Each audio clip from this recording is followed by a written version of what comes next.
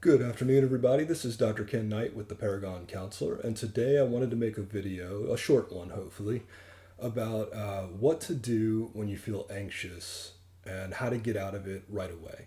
I put out another video a little while back about, the complex causes and conditions, biopsychosocial breakdown, and just to give you a deeper understanding in the long term of what to do about it. But not everybody has a half hour to watch a video and dissect the parts of it. So this one's going to be for people who are feeling nervous, anxious, angry, agitated, irritable, stressed out, and want to get out of that state of mind immediately. A couple disclaimers before I get right to it. First off, you cannot substitute this for medical or mental health care advice given to you with a direct referral from a healthcare provider. This is just informational and meant to offer augmentation, assistance, and information related to proper mental health care, medical health care. Do not take this in lieu of interventions, okay? And the other thing is that this stuff is meant to help in the here and now. It's going to have marginal value for you long term.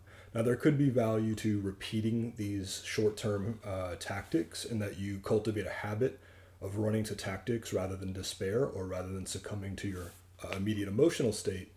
But really, the proper use of these techniques is to obtain immediate relief and then move to more moderate to long term, out of the bio and into the psychosocial, right? So you want to cultivate cognitive techniques, you want to design your environment, build adaptive support networks, and do the deeper work. But this is just going to be for people who want to get out of the biological feeling of anxiety, anger, irritability, the stress chemistry being too high, right? So I'm going to just get right to it. When you are anxious, angry, irritable, panicked, whatever words you prefer, your stress chemistry is too high. In nature, this was designed to help you respond to, or your ancestors respond to, a real or perceived threat. Okay, threat, fear, challenge, difficulty, opportunity, even. So your objective is to trick your body into making it believe that the stress stimulus that it sent you was given a proper response.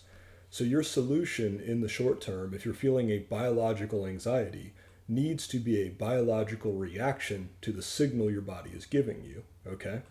So if you think about what you're supposed to do in nature when you have a fear, a real or perceived threat, a problem, a challenge, often that solution was physical, and usually it is very short term in nature. So I'm going to say that, while saying exercise is the first intervention is kind of obvious, I want to get a little bit more specific, and this was in the last video, but it's just a little bit more accessible now. If you do near maximum intensity, short duration cardiovascular exercise, such as calisthenics, the nature of jumping rope, burpees, wind sprints. If you're not very, very physically fit, jumping jacks could do it. Running in place could do it. The requirements to satisfy the signal are to have a near maximum heart rate, increase the body temperature, and provoke a sweat response, okay? As part of that three condition chain, you're going to get a flush of chemicals that tell you, okay, message received, message acted upon. And in the vast majority of cases, your present state anxiety will be greatly relieved if you just get up and handle high intensity, max intensity, as medical limits notwithstanding, exercise for a very brief period of time. If you can go more than 60 seconds at this pace, I would say increase the intensity and do not let the duration go over 1 minute, okay? And if you need further evidence of that, just look at chases on the Discovery Channel back in the day where usually, unless it's a persistence hunter like a canine, the vast majority of predator-prey relationships are resolved in half to a minute, right? Either the prey has escaped or it's being chewed up on live TV with some sadistic voice announcer, okay? So the first thing is high intensity, brief duration exercise. That is probably the most powerful thing you can do. And if there's not some medical limitation or scenario limitation, such as being in an office environment, that would make that not feasible, do that first, okay? Vast majority of the cases, that will relieve how you are currently feeling. Of course, all of these have a willpower and a pain barrier where you have to make yourself get up and do what you do not want to do. But this will almost always work for the vast majority of people, at least in the short term. Full blast physicality, and your brain and body goes, okay, they got the message. I can chill for a bit until the next stressor. The next thing is going to be utilizing the sauna. Now, I'm aware that for most people, the sauna is a lot less accessible than high intensity cardio. But if you have access to a sauna, what you would do is you want about 140 degree Fahrenheit protocol. And you'll want to work up to this, but you'll eventually want to reach a protocol of 15 minutes in. Be hydrated before, check with your physician on any medical limits for any of these techniques. I'm not qualified to tell you that, or in lieu of whatever your problems may be. Get proper outside checkups and then look into this stuff. But when you are in the sauna for adequate length of time, you have the same or a very similar response pattern to a high intensity brief duration workout, right? Heart rate increase, there's one condition. Body temperature increase, there's two conditions. And a sweat response, there's three conditions. You meet all three of these, lo and behold, dynorphin and other chemicals flush in, cytokine activation, and then now you are pushing out the chewed up chemistry that was once the substrate of your stress, okay? So we've got high intensity brief duration cardio. We've got a sauna, all right?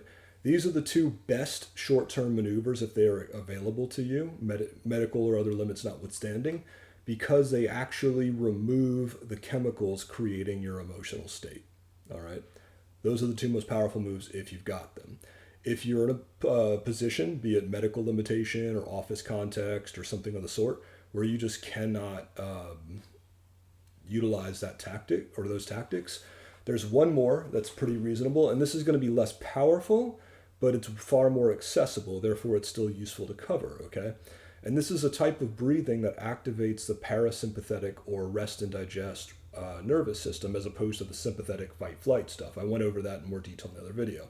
Okay, so your objective here is to signal the activation of your parasympathetic nervous system by increasing the amount of CO2 going out, okay? So if it takes you 5 seconds to fill up your lungs, you want 10 seconds to let out the lungs. You can almost imagine letting out a long trail of smoke and trying to prolong that process as much as possible for each breath, and that'll kind of give you how to do it, right? So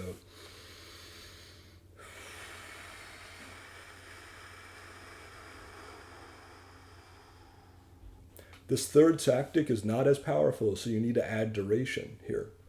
I would say that ideally you want to give yourself 10 minutes on a stop clock, but if you could at least do 5, I think you can get some value out of this technique, even if you're stuck in a long office scenario or if you're on a drive. Of course, while rare, do check your medical limitations. This might activate asthma or some other respiratory condition I'm unaware of. But just to summarize, if you're feeling tense, agitated, nervous, angry, irritable, I've just given you 3 tactics that have high literature value and high likelihood of powerful short-term success. And to recap, high intensity brief duration cardio, okay? Sauna use, parasympathetic, that is breathe out twice as much as breathing in technique. So these 3 moves should provide options to get you out of your anxiety state immediately, okay? In the vast majority of cases, they should work. Now, I also want to stress that you do run the risk of chasing your tail because these techniques are playing defense. You're getting rid of the present emergency state. Once you've achieved this, do not get neglectful and wait until the next emergency state to just repeat yourself. Once you've achieved a little relief, now you need to cultivate a more thorough understanding and technical process to prevent rather than just always be in repair mode, okay? So again, you've got 3 techniques: high intensity brief duration cardio, sauna use, parasympathetic breath work. Let me know what you think, and I'm going to do more videos like this, but please refer to the deep dive about anxiety for more extensive details. Thanks so much, and I hope you get some use out of this. Take care.